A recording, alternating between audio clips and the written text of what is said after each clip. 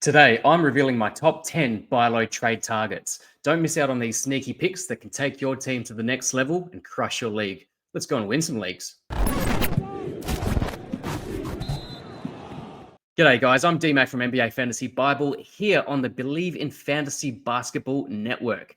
As I said at the top of the show, I'm going to talk about my top 10 buy low trade candidates.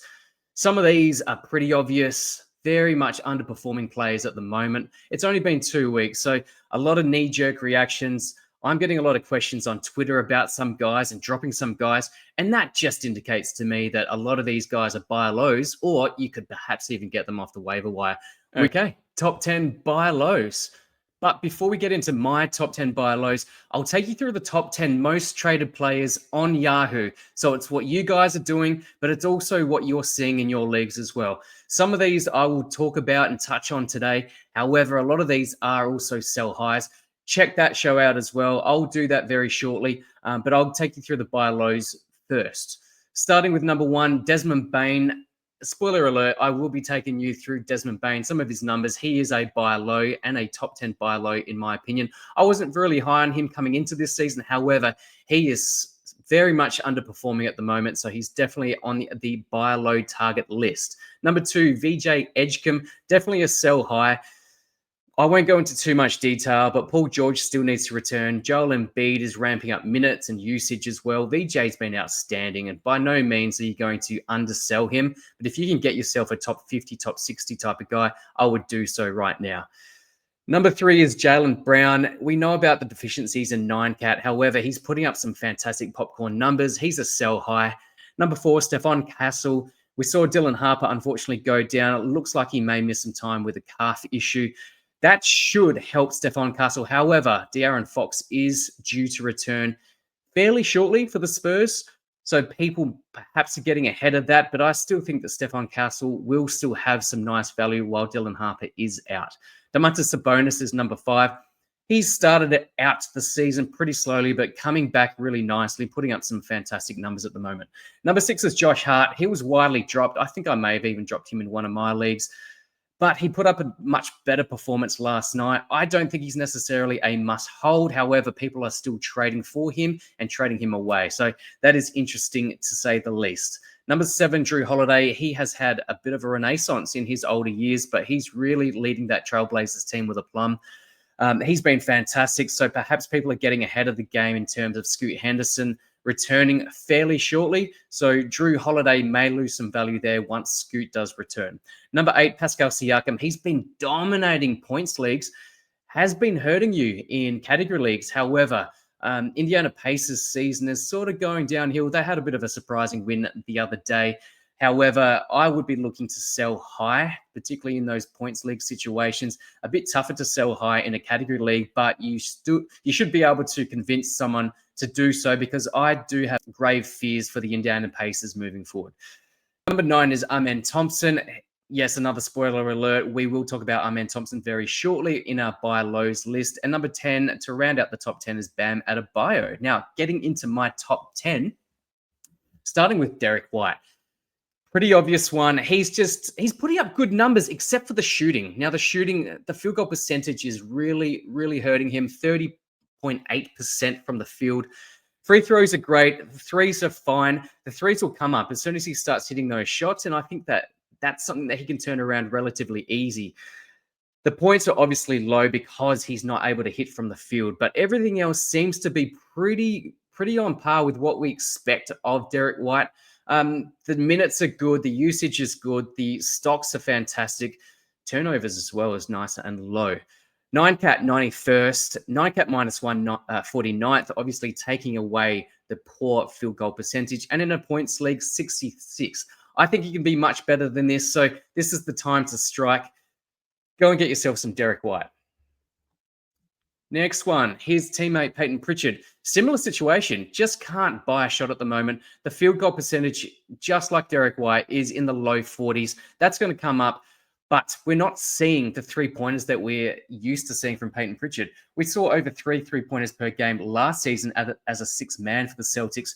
He's not quite in rhythm. He's not quite finding his shot, but I think that will come. He's getting some fantastic minutes, decent usage as well. So Expect that to turn around relatively quickly. He's put up some better performances recently, but still not able to have that breakthrough game. I expect that to come very shortly. So go and get yourself some Payton Pritchard. 9 cat 113th, 9 cat -1 116th, and in points leagues 73rd. So that's something that we're not quite used to from Payton Pritchard. High efficiency guy. So I expect that to turn around very, very quickly. Next one, Myles Turner, another obvious one, particularly those that are in category leagues. We expect more from him. The blocks numbers are okay, but it's really the shooting percentages that have let him down. So less than 40% from the field, 50% from the line, not super huge volume from the line. However, 50% is a lot less than what we're used to from Myles Turner. The points are really low. We're not going to get huge rebounds from him, and I think that's been quite the criticism of him throughout his career.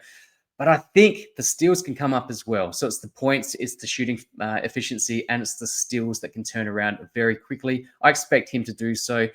9 cat 104th. He was being drafted in the 40s in a lot of drafts that I was in, sometimes even earlier. You may have been able to get him maybe a little bit later, but 104th is not return on investment at the moment.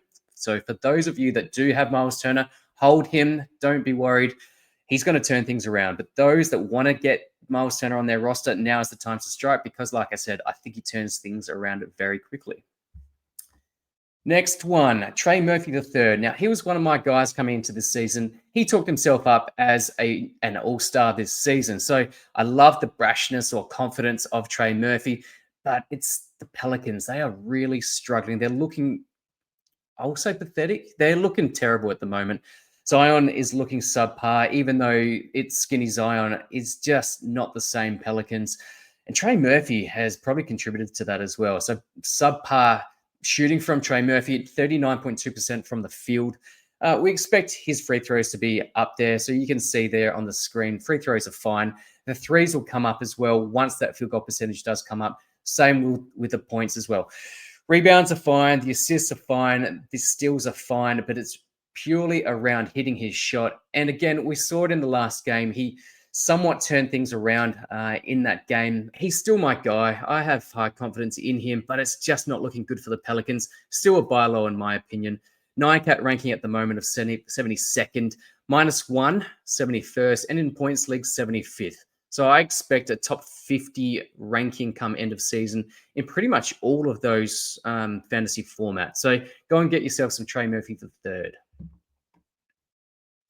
Next one, we spoke about him quite heavily last week in our buy low, sell high show, but Thompson slowly turning things around. It's just the stocks aren't there at the moment. So yeah, he shot a little bit better from the field in the last game. The free throws are still of concern, and we come to expect that from Thompson. He's never going to be a high volume three-point shooter, but it's this stocks, less than 1 steal and 0.2 blocks across the first 5 games. So 1 block across the first 5 games is not what we come to expect from Thompson. So again, I think he does turn that around. The minutes are fine. He has been in some foul trouble in a few games as well. So keep that in mind when you are looking to buy low.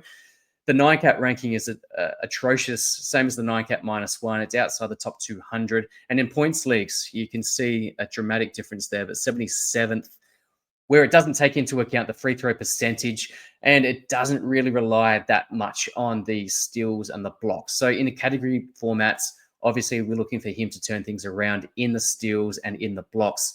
And again, I think he's there and thereabouts. So go and get yourself some amen, because I have high confidence in him for the rest of the season.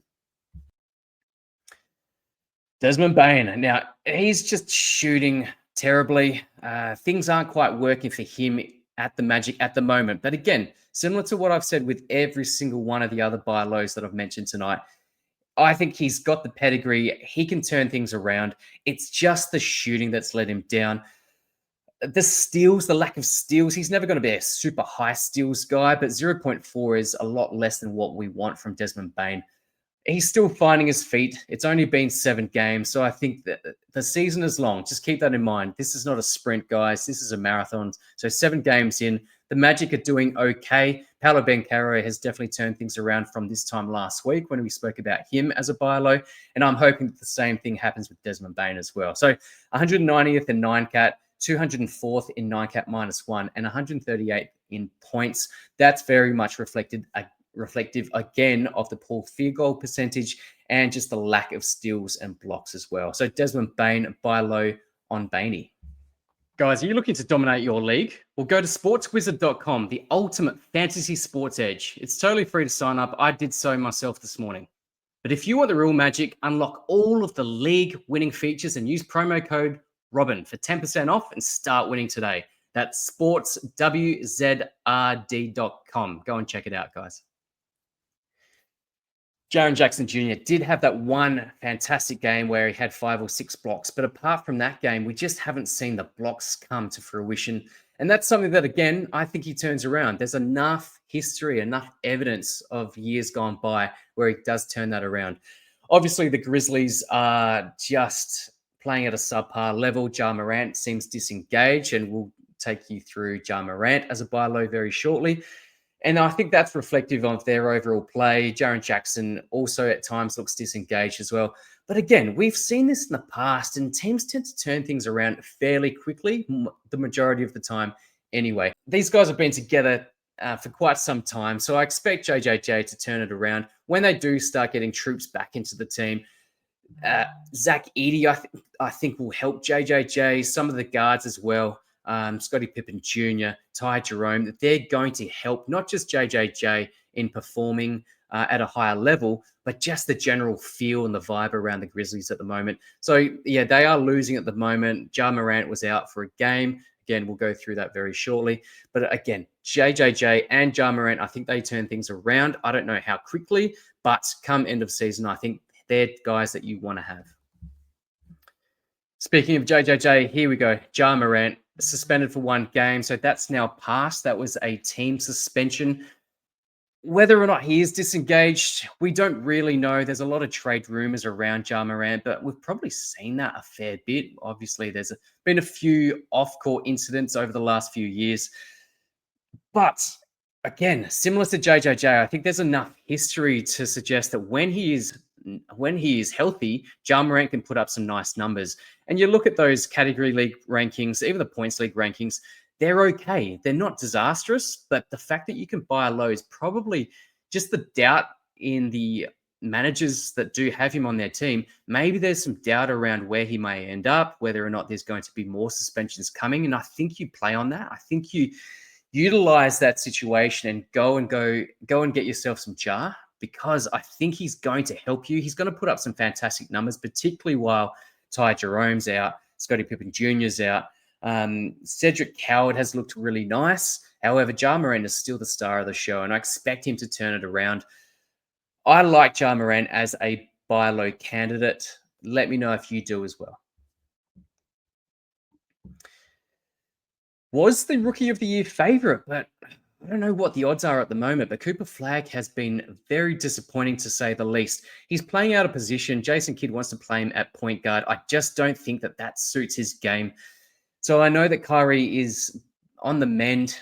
D'Lo had a much better game in the last game coming off the bench. So perhaps they can get a little bit more facilitation, not out of Cooper Flagg, but from a more traditional point guard, allowing Cooper Flagg to play off the ball, which I think is probably going to suit his game style a little bit more. Take some of that burden away from him. Let him have some open shots as well, because that field goal percentage of 37.3% across 6 games, extremely disappointing. We saw him pretty much blank in 1 game, and he put it down to a bit of being tired on the back-to-back, which, you know, he hasn't had a full NBA season yet. So he's still coming to terms and coming to grips with the grueling nature of the NBA as well. So I think that he turns it around. The stocks aren't there at the moment, but again, we've seen what he was able to do in college as well.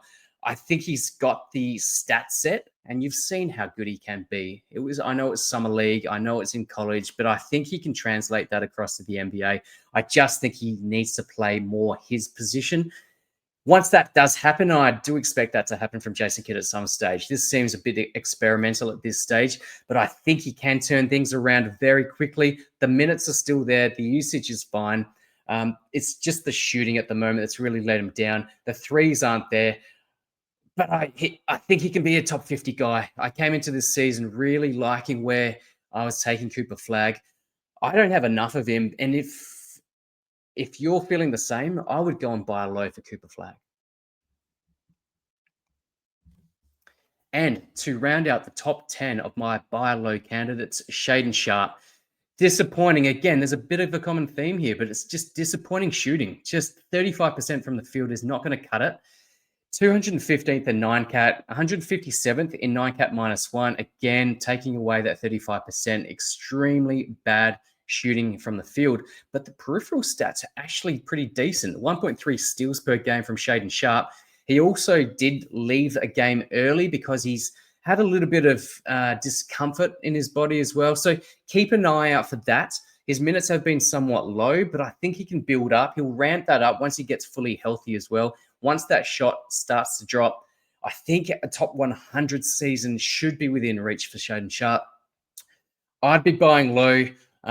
Perhaps he's been dropped in your league, so go and grab him because I have had those questions. Do I drop Shaedon Sharpe? Don't drop Shaedon Sharpe. If you do have him, hold him. And if you don't have him, I'd be buying extremely low on Shaedon Sharpe. He'll turn it around. Yep, Scoot Henderson is due to come back somewhat soon, but I think that could actually help him as well. 3.2 turnovers per game. He's forcing it a little bit too much. That's not his game. So I think he just needs to be that pure athletic scorer. If he sticks to his guns, he'll turn things around. So that 215th in 9-cat, that will skyrocket.